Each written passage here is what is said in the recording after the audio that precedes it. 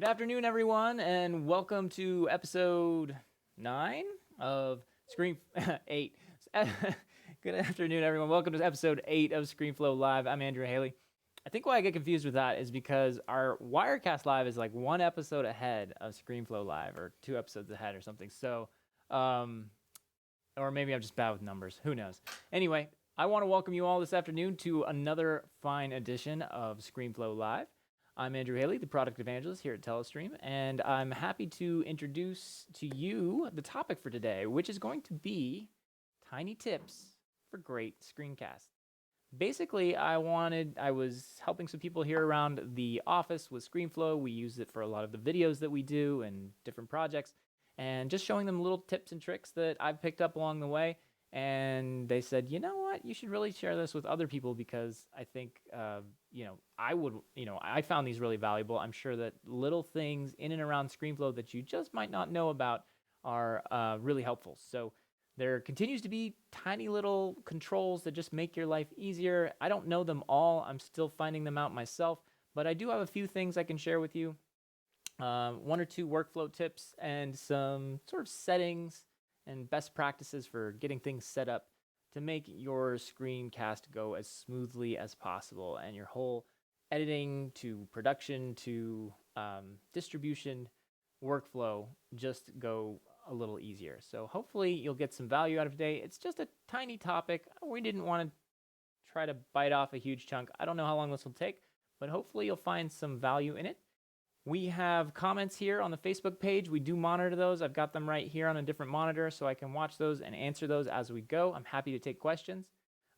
Phil, to answer your question, this is the live broadcast. We are live right now, coming to you from the foothills of California at Telestream headquarters. So hopefully you are reading us and getting us loud and clear, and you can see everything we've got to show you guys today. So what I'm going to do, I'm just going to jump in. If you have other questions or if you see anything that you are curious about or want to know more about, just leave a comment.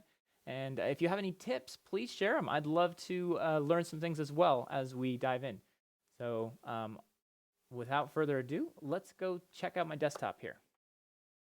All right, so the first thing I want to talk about is setting up your project, because I'm not even going to open ScreenFlow yet. There is a feature which Apple introduced a couple operating systems back, basically to try to make your lives easier. You might have noticed, if you've been a long-time Mac user, somewhere around OS X Mavericks, this thing happened to your documents, your applications. If you were working in iWork or Pages or a lot of other native Mac-friendly applications like ScreenFlow, you just didn't. You suddenly, instead of having a save or a save as and going through this whole saving process, it kind of changed to like duplicate, make a copy, move, like you could move it to a different folder. Basically what Apple introduced was this operating system level autosave, and any programs that weren't native on the Mac could now take advantage of that and make it so that the idea was that you didn't have to keep going to that file menu and hitting that save button or that save as button to constantly back up your work. They figured we'll just make it automatic, we'll run it in the background, and it'll make everyone's lives easier. Now, by and large, it did, and it was really neat when you could just quit a document and reopen a document and you're right where you left off because the whole save process was automatically taken care of. But there are some exceptions to that. There's no such thing as a perfect one-size-fits-all solution. And so ScreenFlow customers, we began getting some reports from some of them that they were not happy with this new feature because what ended up happening was they were working with sometimes hour-long videos or 2-hour videos, and this autosave feature was really slowing down the system because it had a ton. ScreenFlow projects were very large with large video files, and that took forever to autosave. And they were finding that it would freeze on them or crash, or it just would take forever to do the smallest things. So we implemented a way for you guys to disable that autosave feature. And I want to stress this because it was stressed to me by Alex in our support department that This is not for everyone. You should not disable this. I'm not saying that everyone should disable their autosave feature for ScreenFlow. And this is just specific to ScreenFlow. It's not going to turn off the whole autosave thing for the whole operating system or other programs. It's just targeting, just specific to ScreenFlow. But it's not for everyone. So let's talk real quick about who you are or who you should be if you if you need to disable your autosave. So in general, and there could be exceptions or I could be leaving something out, but basically, if you're working with large ScreenFlow files, and they are at least a gig or more, or they are longer than 10 minutes or 5 minutes, if they're getting in the realm of anything above a gig, you start getting in the realm where this might be a solution for you. If your ScreenFlow projects are typically 30 seconds or less, they're under a gig in size, then keep the autosave feature. It's totally worth it and can be very fast and helpful for you. But if you're working with longer files, large files, and longer projects, then you might want to consider disabling the autosave feature. If you work with an external hard drive, so you are someone who likes to store all of your content and capture all of your ScreenFlow content onto an external drive rather than your internal hard drive in the Mac, then you might want to consider autosave. The thing with autosave is Apple requires that autosave be backed up on the system drive. So if all of your content in your ScreenFlow project is captured to OneDrive, guess what's going to happen? The autosave will kick in and copy a whole file back to the internal hard drive. And then, so you basically write everything to an external, the autosave kicks in, it just copies it back to the internal, and then when you save the file, you're now updating the external, and back and forth it goes. So that can really, really slow you down. So if you are a customer who primarily works with all your footage on external hard drives, then disabling the ScreenFlow autosave is probably a good idea. Let's see. External hard drives, large files. If you're noticing slowdown, which is usually caused by large files, external hard drives, but if you are noticing that it takes a long time to do the simplest things, this could be just related to processing power, but usually if you notice that it wasn't a problem in the past, or if you haven't really changed things and all of a sudden in the last version or two, it just feels like you get the spinny beach ball more often than you should. If you notice freezes or slowdowns or anything like that, it could be the autosave kicking in and writing things.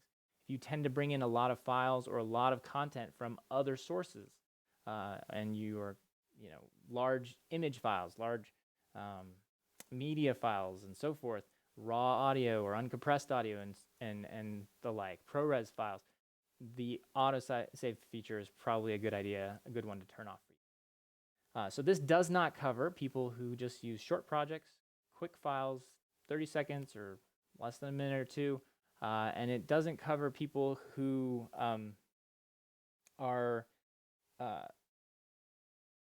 not using a ton of video or a ton of screen capture. They might just be using ScreenFlow to generate annotations or little animations or files that really don't take up a ton of room, because most of that stuff is generated in the software itself, so their project files are very small. So you probably want to keep ScreenFlow's autosave on. All right, with that disclaimer out of the way, hopefully you know who you are that need this, and those of you who don't need it, with that in mind, let's go see how to turn off the autosave in ScreenFlow and save you some time from having to walk through it with our support team or by yourself. So first, what you're going to do is you're going to go to our website. There's a very easy step-by-step instruction in our knowledge base here. So if you go to our website, hover over the support tab at the top, drop down to the ScreenFlow knowledge base, click there. It's going to load up the knowledge base. You can now search in this field right here at the top and just search for autosave.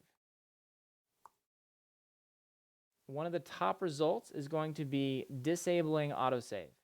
So just click on that article. And here is a step-by-step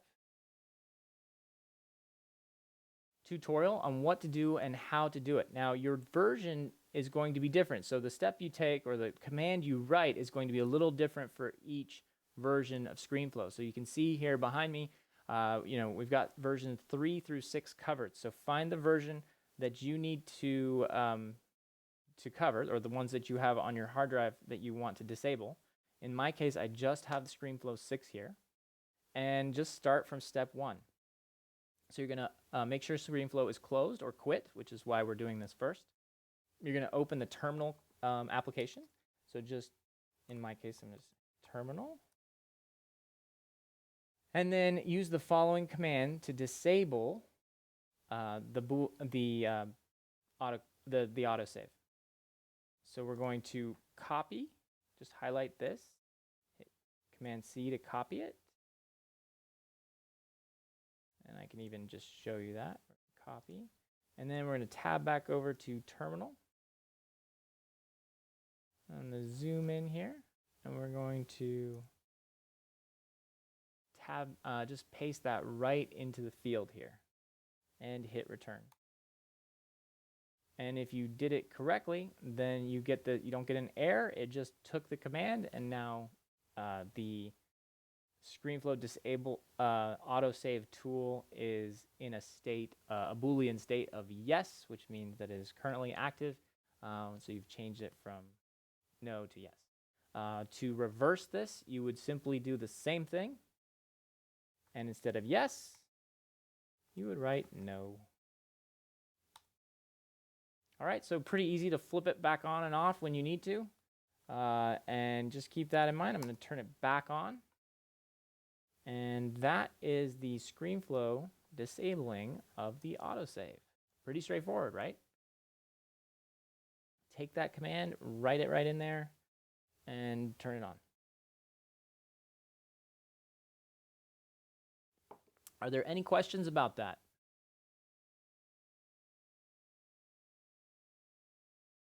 So Scott, you're asking, can I modify a long clip to be something like a Keystone Cops effect to shorten the clip?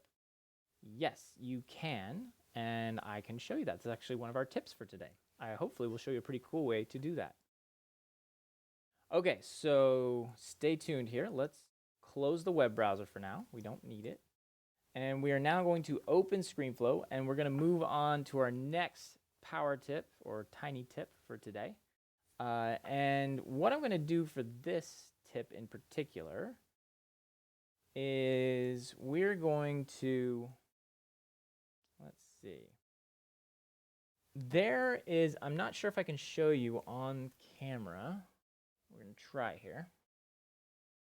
Basically, we have a pretty slick little capture card that I wanted to demonstrate. This camera is coming in, let me pull this over a little bit, put it right back, see if I can show this on camera for you. It might not reach. So basically, this camera, maybe I do need to open the web browser so I can show you, because this cable's pretty tight. All right, I think the sides are cropped a little there. Can you put me full screen and see if we can get this in there?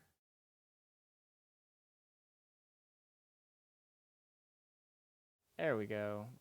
So we're going to pull this over right here. Okay.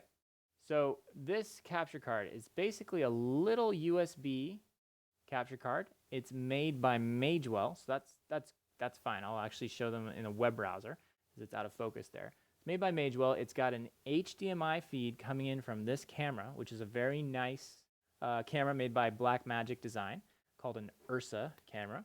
And it then goes to a USB 3 output and goes right into the Mac. And the nice thing is it doesn't require any drivers or any software to be installed. It just works with the native drivers on the Mac. And guess what shows up right in this capture video?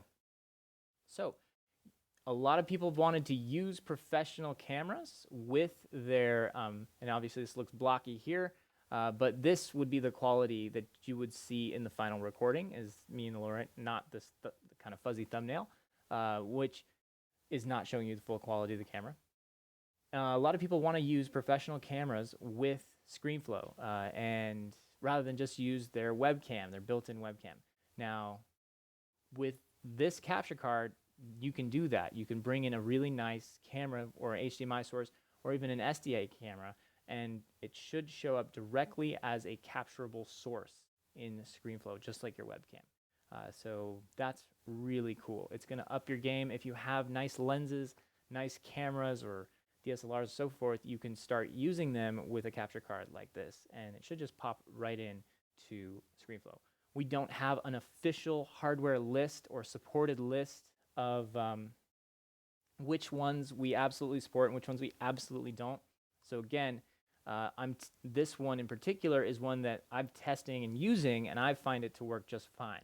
But we've shied away from saying, use these ones, don't use these ones, because we'd have to start doing a ton of testing. So I can tell you safely that this one, the XI100 USB, is working great for me. And it may not be the only one. We're looking at doing other ones, and there'll be more information coming about that. But this is a power tip, a tiny tip for you out there who are looking for something to try this one.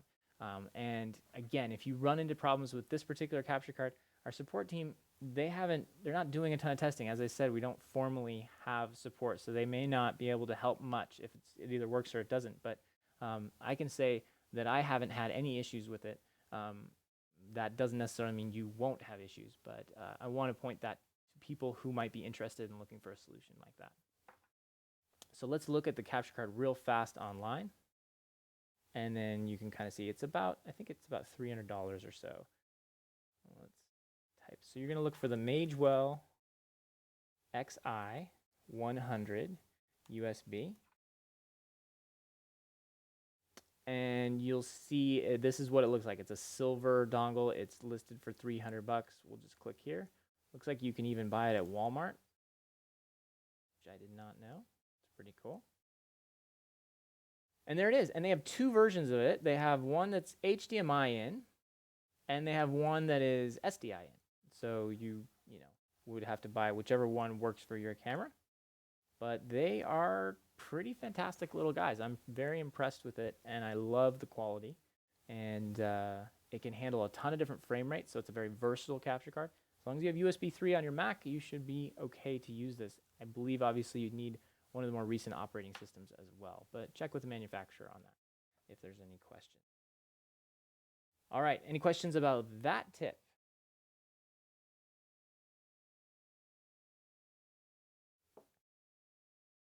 Is there a way to use, so Phil's asking, is there a way to use the terminal to query the state of the autosave? So I don't know it.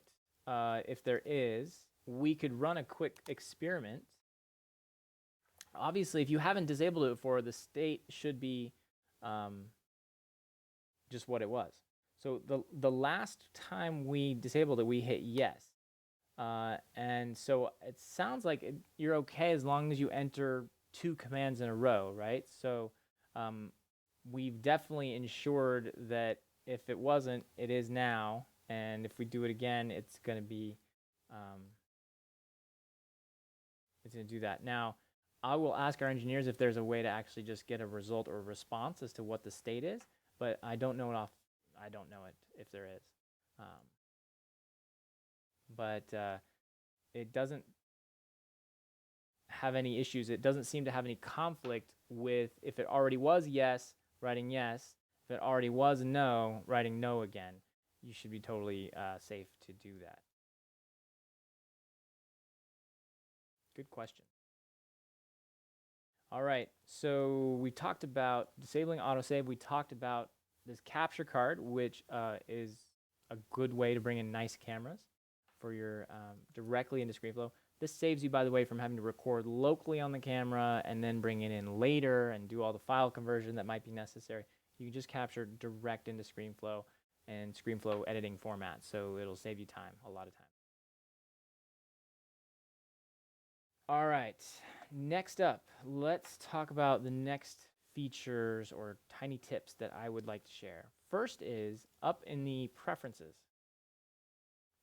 There's a lot of little ones here. They're not that big a deal, but together they can add up and kind of save you some time. And again, these are preferences, so you may have a different or preferred way of doing it. So first that I like to do is I like to lower my countdown to about a timer of 3. I just don't really feel like I need that extra 5 seconds. You may like that 5 seconds. You may want longer, but set your countdown timer for whatever works for you. In my case, I like to shorten it just a little bit, save those extra 2 seconds, which I'm sure add up over time, right? Next, I like to keep this checked, but that's, I think that's new in 6. So if you preferred the old way of doing it, then uncheck this box, and the resizing and things and scaling things in the canvas will be the way they were in ScreenFlow 5 and prior. Next, the recording keys. So by default, the recording key is Command-Shift-2, I believe. I've never liked that command. It just doesn't work for me. It's just hard to remember. It's a lot of keys. The 2's way up there. It just didn't feel intuitive to me. I never really took to it. So I like to make it record, make it simple. I like to make it an R. So I use the Option R for my recording key. So now I can start a recording by hitting Option R. And I can stop a recording by hitting Option R. Another nice thing is I can, and I do the same thing with the pause key. There is by default no assigned hotkey, but to keep it simple, I just keep the Option key pressed down, and all these commands, which normally might be assigned to other keys without this modifier of the Option key, they can now be basically start with the letter of what they're doing. So Command R for record, or sorry, Option R for record, Option P for pause, and Option M for adding a marker. This I find makes it pretty easy to remember. So I just have one modifier key for all 3, and that's what I set mine to. But set yours to whatever makes sense for you, or whatever you prefer. Yours could just be 1, 2, and 3. Command-Shift-1, Command-Shift-2, Command-Shift-3, however you prefer to work. So let's start recording.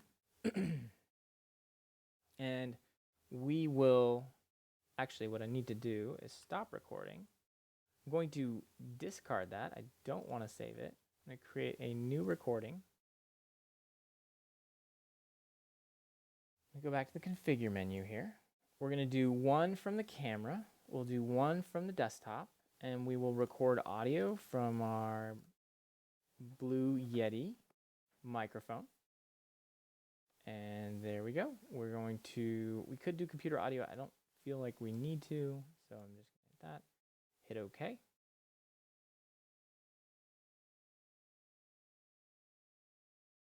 And I'm just going to be recording this for a little bit as we talk about a couple of the other preferences. So I'm just going to keep this running in the background, and then when we're all done, we will use this recorded footage as our editing thing. So while that's recording in the background, let's not worry about it for now.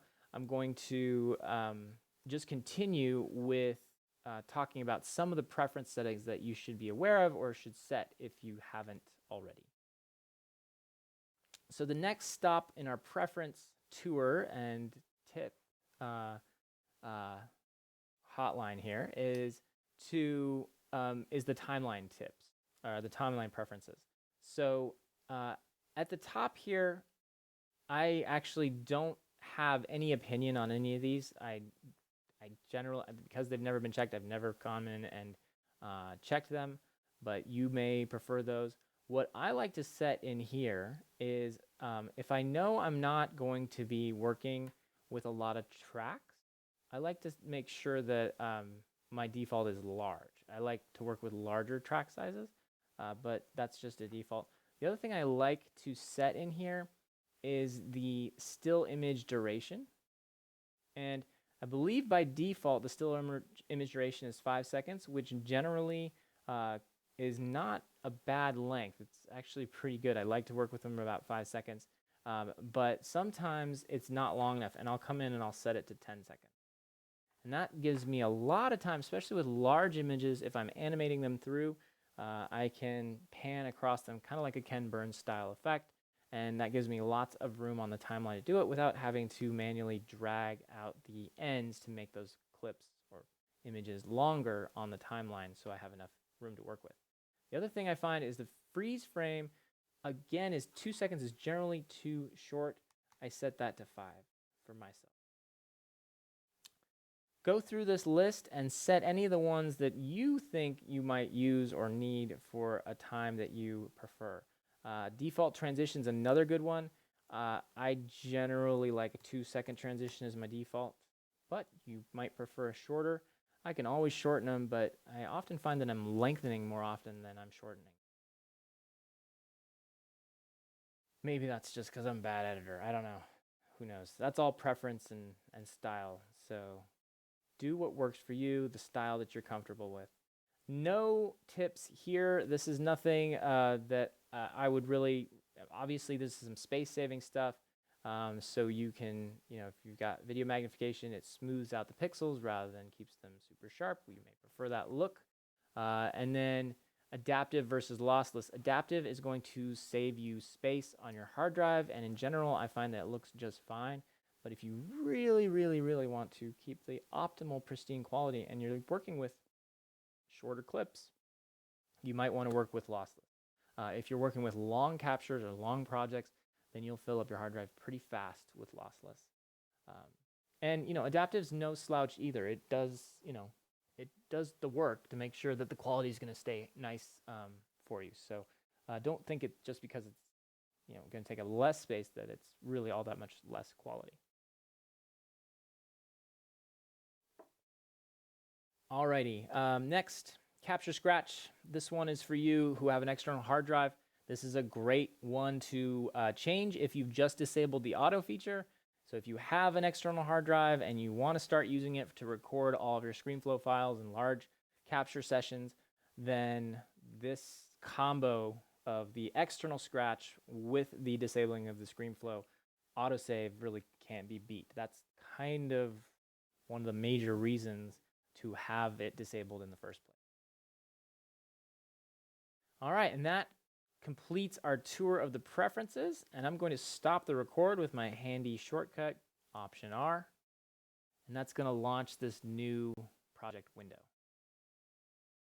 All right, so we're going to stop just there for a second and check in on you guys for comments or questions. Scott and Phil, I'm glad to see you guys are watching, and hopefully you're getting some value out of this. So let me just go back here. It looks like, Scott, you had another question. Is there a way to schedule a screen recording to start 2 hours from now, like a webinar when I'm out? Absolutely. If you didn't know about it, let me show you it. Head up to Configure Recording, and you'll see this in the Configure Recording. You'll check the devices you want to record. So if you're just recording your whole screen and your computer audio for, say, a webinar or something, or like this broadcast, you just want to keep a local copy and you're not going to be around for the broadcast, you just set it. That's a little tricky because in general Facebook creates the stream itself once we start streaming. So but that being said, things like this could be anticipated. So click on this second little pane here, and you'll slide over into our timer settings. We have a couple options for you. In general, you could start the recording it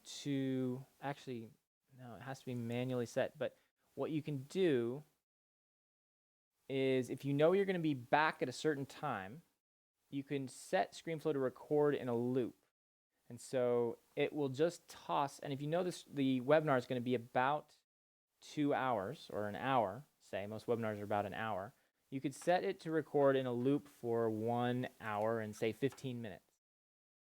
Just knowing when you're going to be back, okay?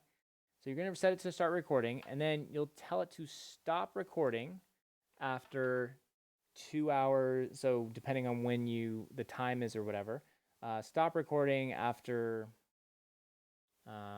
whenever you're going to be, you think the webinar is going to end approximately. So if you think the webinar starts at, say, well, right now, let's say it's 3 o'clock, it's 3:10, but for convenience, let's assume it's 3 o'clock right now, and the webinar is supposed to start at 4 o'clock. And you would assume it's going to go till about 5 and maybe a little after, and then it's going to be over. And you'll be back sometime between 5:30 and 6. So what you're going to do is it's going to start in about an hour, and you want it to stop recording after you're going to do 2 hours and let's say 90 minutes. So 2 hours and another half hour. So let's stop recording after, doing the math in my head, that'd be 120, 150 minutes. Okay. And then in 150 minutes, it's only going to keep the last, so you might want to set this to an hour and 30. Okay. So if I did that right, that's 90 minutes. It's going to record a 90-minute loop, and then it's going to buffer itself for another 90 minutes, record another buffer for the last. So it's going to keep the last 90 minutes, and you can start it now, and it would record, and then it's just going to keep the last 90 minutes of footage. So then if you're back at 5:30, say on the dot, it should keep if I did this right, then because the units aren't the same, so it makes it a little confusing. You can basically, it should just stop the recording, and you should keep the last 90 minutes. So between the record in a loop setting and the stop recording after setting, or set the timer, you can then kind of predict when ScreenFlow will stop recording and how much back in time it will do it. The trick is you're not setting a time for it to begin recording from a state of non-recording. You are just hitting the record button and walking away from the computer, knowing that it's going to keep just the last 90 minutes. And as long as you're back within 90 minutes of the event beginning, then you should be covered. If you don't think you'll be back within 90 minutes, then set the loop for longer and do it, say, keep the last, actually no, let's do this. It should stop recording. So if you're doing it at 4 p.m., doing all this in my head, so it starts, you're going to start at 3, you're going to get an hour, then the event starts, so that's 60 minutes. And then it should go for another hour beyond that, give or take. And then just to be safe, so that's 120, we built in an extra 30 minutes. And so it's going to stop recording at, 5:30.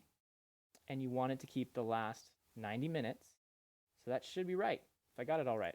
So just double checking my math there. And then you can hit go and walk away from your computer as long as it's 3 o'clock, right? And that is kind of the way you would do that.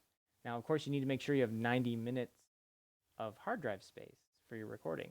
If you don't have that, then that feature is not going to work for you. Does that answer your question? It's a little complex, but I hope now ScreenFlow is kind of on an autopilot, and it's just going to be recording, and it dumps the last anything outside of that 90-minute window. All right, cool, Phil.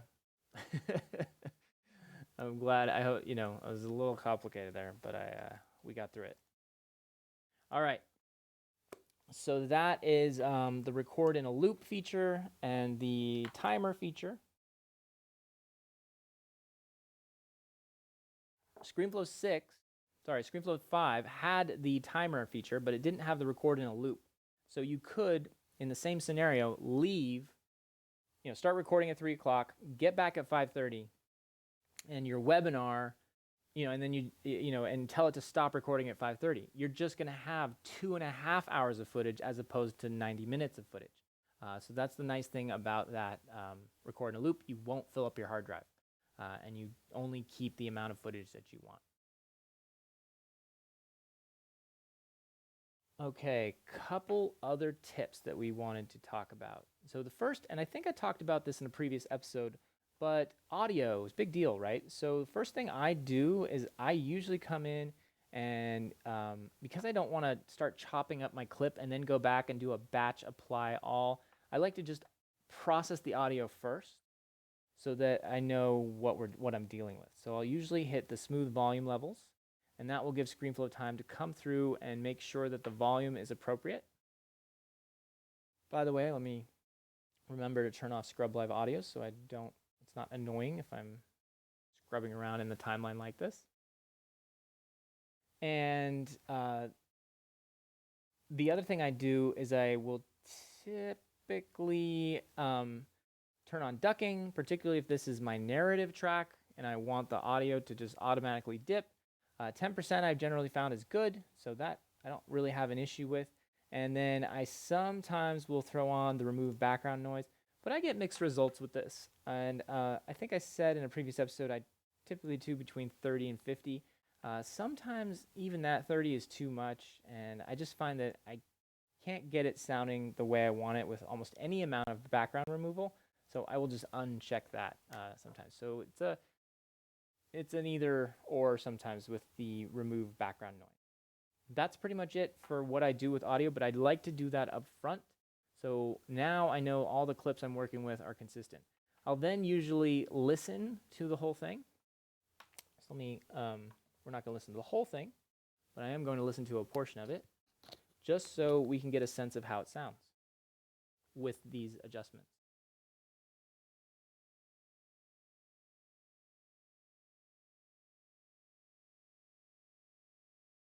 So this is one of those clips that, and you're not going to hear that audio very well.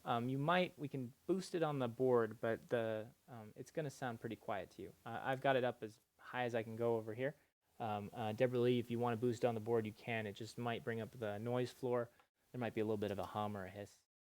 It's not long enough, and I'll come. And that a lot of times large.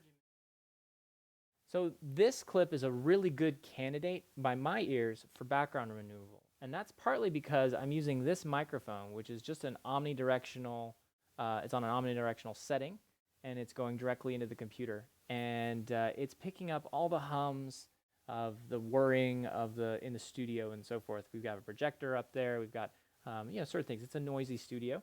And this guy is getting a lot of it. And there's a general background noise to this clip that's embedded in the sound. So I would definitely shoot for some audio removal on this. I'm not going to really dial it in right now, but let's just throw that on there. And it's at 15% to start. Let's see how that sounds.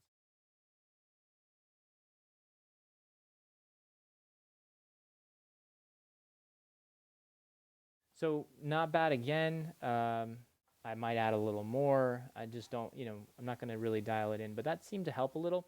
One thing it did was it had a little bit of a dampening effect. So throwing on a presence effect might be a good one to add in as well. The presence effect is right here, and that just really brings the microphone feeling of the person talking closer to the microphone. There's a huge distance because I was talking. My primary microphone is here on my right here, and that's what you're hearing me from. The distance from the microphone to my mouth is not far, and you feel very close. My voice feels very present to you, just as if we're having a conversation in a small room or something. This microphone placement is very different and is very far from me, and clearly it sounds like that. I sound distant from the microphone. So effects like presence can really help bring that feeling of closeness to the audio. So let's hear how that sounds. I believe by default, general bad. I'm just upping the presence. And with most sliders, again, I think this is something most people will figure out, but with sliders, I find that triangulation is best. I usually go to one extreme and then the other, so I get a sense of the difference. If there's really no difference from one end to the other, then this is probably not an effect or a slider you need to be messing with, because it's just not doing anything. And so getting a kind of a triangulation, and then once you've got an idea of what the two extremes are, finding where the balance is, where it tips from being a good thing into a bad thing. And so that's where sliding, and you just dial it in and you listen again, and you dial it in, and that's how I work, and I'm sure most of you probably do the same, but I recommend that. That helps me anyway. So that's another little workflow tip that I've learned just about myself anyway. Pretty good. But sometimes not too bad. There's other things we might do. You could try some of the other effects here and go with the small room thing rather than presence. You could deepen the bass. I tend to have a little bit of a higher voice, so making it a little bit richer, emphasizing the lower tones might not be a bad thing for my voice. So anyway, take it for what you will, but that's how I would deal with some audio. You don't want to get too trapped in the weeds with audio. You want to make sure it sounds good and clear and people can understand you, and then I think move on. Otherwise, you could spend days and days and days just working on the audio alone, getting it the way you want it, and then you haven't even started editing really yet. Editing, but you haven't started chopping together the piece.